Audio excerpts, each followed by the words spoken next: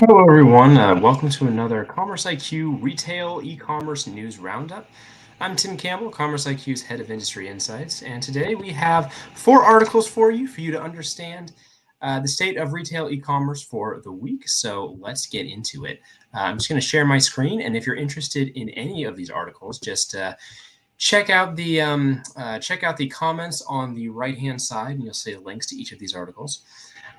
So first off, we have an article from BBC on Etsy. It's titled "Etsy: We're not about getting loo roll quickly," and it's kind of a humorous title, but it's a good look at Etsy and their kind of philosophy around kind of a post-pandemic world.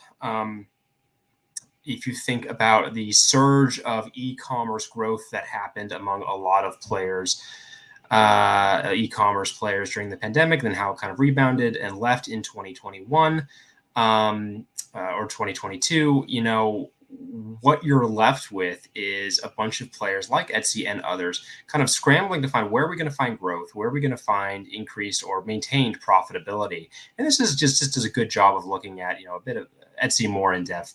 And the idea that Etsy differentiates itself from other e-commerce players, whereas Amazon and Walmart and others and Target emphasize speed and convenience. Etsy is all about discoverability and kind of the experience of shopping with small homemade sellers, really, or who produce homemade goods. So the idea there is that it doesn't have to be as fast as other players. It has to be kind of more thoughtful and more interesting items. So if you can do that, you don't even have to worry as much about fulfillment speed, to a degree. So kind of interesting take on that, compared to a lot of other players.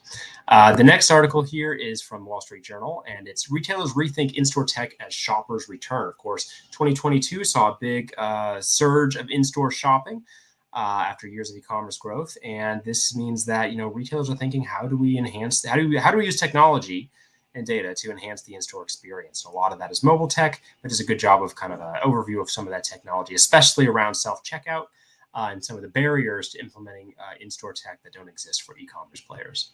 The third article here is from Payments, and it's Walmart online shopping arsenal grows as Amazon cuts costs.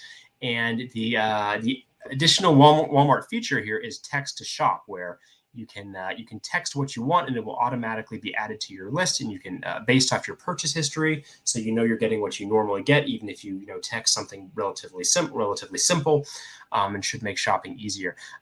Some of this functionality reminds me a bit of Jet Black back in the day, which was a bit more of a sophisticated text to purchase function.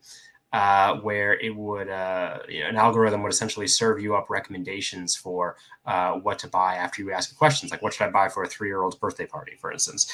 So perhaps not quite that sophisticated, but I wonder if some of this technology is borrowed from there, because it seems the transition from texting to shopping seems a bit similar. But overall, Walmart trying to find ways to make shopping more convenient in ways that really haven't been done before.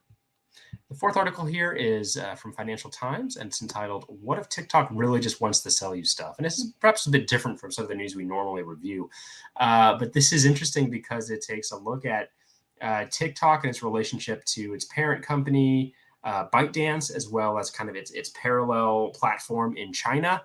And with all the news about TikTok potentially being banned in the US and how it might be a Chinese agent of statecraft to gather data on U.S. and other Western audiences and what they're up to.